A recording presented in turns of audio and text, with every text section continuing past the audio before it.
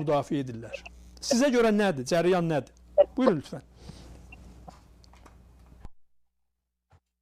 Bizim üçün, ümumiyyətlə bu region üçün, ilk növbədə Cənubda yaşayan, Güney Azərbaycanda yaşayan bizim soydaşlarımız üçün, Türk dünyası üçün, Azərbaycan üçün ən pis perspektiv şah rejiminin bərpa olunmasıdır.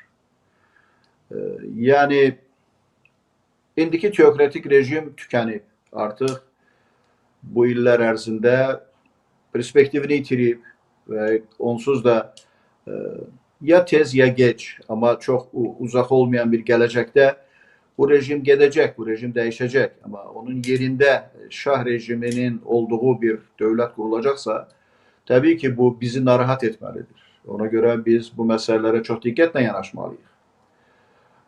Pəhləvi İrandan gedərkən, deyək ki, bir qaçqın kimi getməyib. Yəni, o hakimiyyətdən nə Maduro kimi, nə Bəşər Əsəd kimi, nə Kaddafi kimi kənarlaşmayıb. O, öz təyyarəsində, prezident təyyarəsində, öz ətrafı ilə birlikdə, öz sərvətləri ilə birlikdə İranı tərk edibdir. Və indikindən daha çox insanın qətlə yetirilməsindən sonra hakimiyyətdən getməyə məcbur olubdur. Və ən müstəqil ekspertlərin hesablamalarına görə İrandan çıxarkən özü ilə 1 milyard dollar vəsait aparıb və o vaxt ki 1 milyard dollar indiki 1 milyard dollardan bəlkə də 10 dəfə yüksək bir vəsaitlər idi və bu vəsaitlər hesabına müəyyən sistem qurulub və bu vəsaitlər hesabına müəyyən bir işlər qurulub, təşkilatlar qurulub, mətbuat orqanları yaradılıbdır. Rıza Pəhləvi ümumiyyətlə heç vaxt İranda olmayan və bu uzun müddət ərzində İranla maraqlanmayan, orada gedən proseslərə münasibət bildirməyən bir şəxs olub və indi birdən-birə onu süni sürətlə ortalığa gətiriblər və bir daha qeyd edirəm ki, indiki rejimin hətta dəyişərək Rıza Pəhləvi rejimi ilə əvəz olunması daha pis perspektivdir. Çünki onlar gedəndir, bu gələndir, bu daha təhlükəlidir. Ola bilsin ki, Türkiyədə bu amili nəzərə alırlar, bu perspektivi nəzərə alırlar. Bundan başqa Türkiyədə çox ciddi narahatçılıq orada hər hansı bir Kürd dövlət quruluşunun yaranması ilə bağlıdır və hesab edirlər ki, əgər orada hər hansı bir Kürd dövləti, Kürd avtonomiyası yaransa, orada bir mərkəz qurulsa, bu Türkiyənin milli təhlükəsizliyi üçün çox ciddi problemlər yarada bilər. Yəni, mənim təxmin etdiyim ehtiyatlanmalar məncə bunlarla, bu amillərlə bağlıdır. Ola bilsin, başqa amillər də var. Ancaq açığı mən bir dəfə bir müsahibə vermişdim və demişdim ki, niyə o vaxt nəsə Yəməndə problemlər var idi və Erdoğan demişdi ki, biz ora müdaxilə edərik, ora ordu göndərərik və s.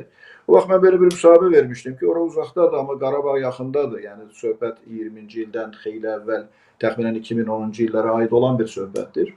Orada mən demişdim ki, axı, yaxında Azərbaycan var, Türkiyənin sərhəddində nəzarət altından çıxmış bir bölgə var, region var. Azərbaycana aid olan, işğal altında olan bir silahlı qüvvələrin nəzarəti altında olan bir ərazi var. Nədən Türkiyə bu ərazi ilə bağlı yox? Heç Türkiyədə sərhəddə olmayan dövlətlərin ərazisində gedən problemlərdə daha çox maraqlanır və düşünürdüm ki, belə bir fikir də var idi ki, Türkiyənin bu məsələlərlə bağlı, nəinki Türkiyənin, hətta Azərbaycan hakimiyyətinin məsələlərlə bağlı bir strategiyası yoxdur, amma hər halda 20-ci ildə bu 44 günlük müharibə dövründə məlum oldu ki, hər halda strategiya var imiş. Və bu cəmiyyətlərdən, istər Azərbaycan, istər Türkiyə cəmiyyətindən gizli saxlansa da, hər halda bir strategiya mövcud imiş və bu strategiya uğurla nəticələndi ki, biz Azərbaycan ərazilərini işğaldan azad etməyə nail olduq. İndi mən əmin deyiləm, amma fikirləşirəm, bəlkə indi də hansısa bir strategiya var. Əgər doğrudan da hədəf bir Turan birliyi yaratmaqdırsa və bu istiqamətdə addımlar atılırsa, bu istiqamətdə iş gedirsə, indi Zəngəzur dəhlizi açılması ilə bağlı bu Turana aid olan dövlətlərin, Türk dövlətlərinin əlaqələri daha da sıxlaşacaqsa, daha da yaxşılaşacaqsa, bu məsələlərdən deyək ki, Güney Azərbaycan dışında nəsə həll etmək ağla sığan deyil. Yəni, Turan birliyi Güney Azərbaycansız ola bilməz. Güney Azərbaycan Turan birliyinin açarıdır, körpüsüdür. məhz Turan birliyinin yaranması bütövlükdə bu zolağın birləşməsi üçün mütləq Güney Azərbaycan məsələsi həll olunmalıdır. Hansısa şəkildə, ya Avropa İttifaqı kimi deyək ki, sərhədləri şəffaf olan bir qonşuluq münasibətləri qurulması hesabına mı, yoxsa orada müstəqil Azərbaycan dövlətinin yaranması hesabına mı? Amma istənilən halda Türk zolağının birləşməsi üçün Güney Azərbaycan məsələsi həll olmalıdır və mənə elə gəlir ki, bunu başa düşmək çətin də deyil. Yəni Türk dünyasının yalnız bir Ermənistan ərazisindən keçən və Amerika Birləşmiş Ştatlarının nəzarəti altında olan Rusiyanın müdaxilə iddiaları, İranın müdaxilə iddiaları olan Zəngəzur dəhlizinə ümid bəsləmək, arxayın olmaq, yəni bu yetərli deyil. Türk zolağının birləşməsi üçün Güney Azərbaycan məsələsi həll olunmalıdır və elə gəlir ki, istər Azərbaycan hakimiyyəti, istərsə də Türkiyə hakimiyyəti bunu dərk edir, anlayır və ola bilsin ki, hansısa bir strateji planlar mövcuddur. Amma təəssüf ki, hələlik görünmür və əgər belə planlar mövcuddursa da biz indi hadisələrin sürətlə inkişaf etməsi fonunda bu şansları itirə bilərik. Yəni itirilmiş imkanlar dövrünə çevrilə bilər bizim indiki dövrümüz. Çünki hal-hazırda orada ciddi bir dəyişikliklərin olacağı ilə əlaqədar dünyanın müxtəlif mərkəzlərində hazırlıqlar gedir, müzakirələr aparılır. Bu yaxınlarda Washington Post qəzetində Şimali Azərbaycanın, Cənubi Azərbaycan ərazisinə, əgər orada hər hansı bir humanitar fəlakət şəraiti yaranarsa, müdaxilə edəcəyi ehtimalları barədə bir yazı var idi. Çox az sayda belə yazılar var. Məsələn, elə Amerika Birləşmiş Ştatlarının özünün mətbuat orqanları, televiziyalar, qəzetlər daha çox Rıza Pəhləvidən, orada Şah rejiminin bərpası perspektivlərindən yazırlar. Yəni, bu məsələlərə diqqəti artırmaq lazımdır.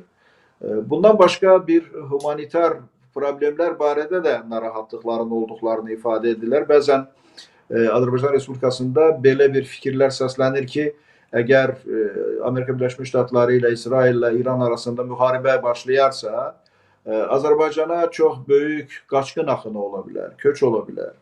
Şəxsən mən buna inanmıram. Çünki əvvəla, əgər İrana zərbələr endiriləcəksə, bu daha çox hərbi bazalara endiriləcək, hərbi mərkəzlərə, eyni zamanda siyasi qərarların qəbul edildiyi mərkəzlərə endirilən zərbələr olacaq. İkincisi, bizim xalqımız, bizim millətimiz, deyək ki, bir çox başqa xalqlardan, millətlərdən fərqli olaraq miqrasiyaya meyilli olan xalq deyil. Elə Şimali Azərbaycanda Qarabağ müharibəsinin gedişində üst-üstə Ermənistandan və Qarabağ ərazilərindən olan qaçqınlarımızın sayı milyona yaxınlaşırdı. Amma onlar elə Azərbaycanın müxtəlif bölgələrində toparlandılar.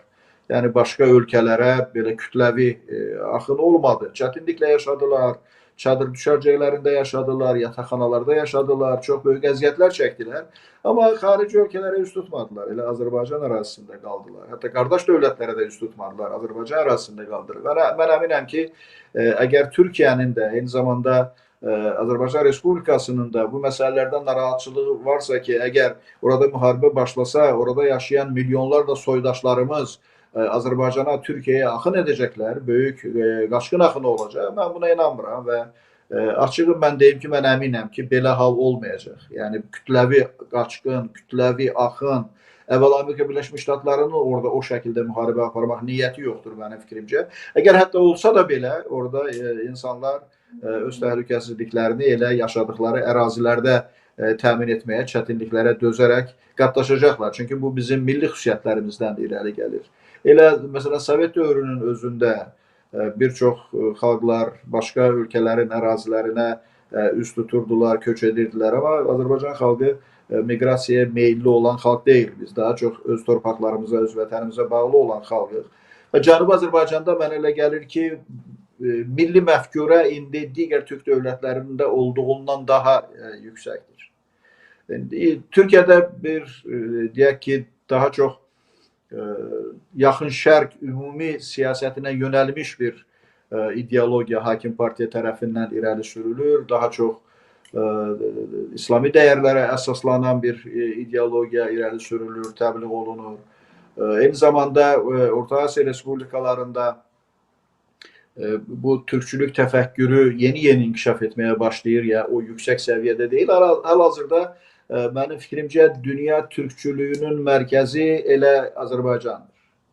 Yəni istər Azərbaycan Respublikası, xüsusilə Güney Azərbaycan və dünya Türklüyünün mərkəzi şəhəri də mən hesab edirəm ki, Təbriz şəhəridir, Ərdəbil şəhəridir. Yəni bu hal-hazırda mənə elə gəlir ki, yəni mən əminəm ki, dünyada ən Türk şəhəri deyəcəyimiz bir şəhər varsa, birinci yerdə biz Təbrizin adını çəkə bilərik. Çünki həm əhalisinin sayına görə, həm təfəkkürünə görə, həm dünya görüşünə görə, həm milli məfkurəsinə görə ən türkçü olan şəhər, ən Türk şəhəri hal-hazırda Təbriz şəhəridir və Türk birliyi yaratmağa çalışan, Turan birliyi yaratmağa çalışan hər kəs, xüsusilə dövlət siyasətinə təsir etmək imkanlarına malik olan, dövlət resurslarını idarə etmək imkanlarına malik olan şəxslər, mərkəzlər, təşkilatlar bu məsələni diqqətdə saxlamalıdırlar.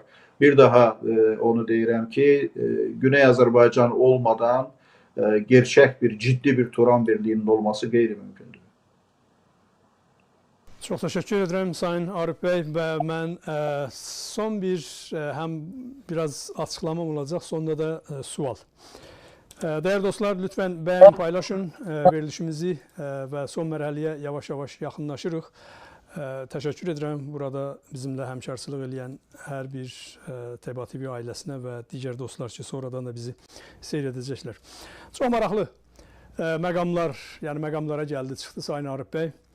Milli məfkurə məsələsi, bəli, Güney Azərbaycanda və bunun yəni sübutları da var.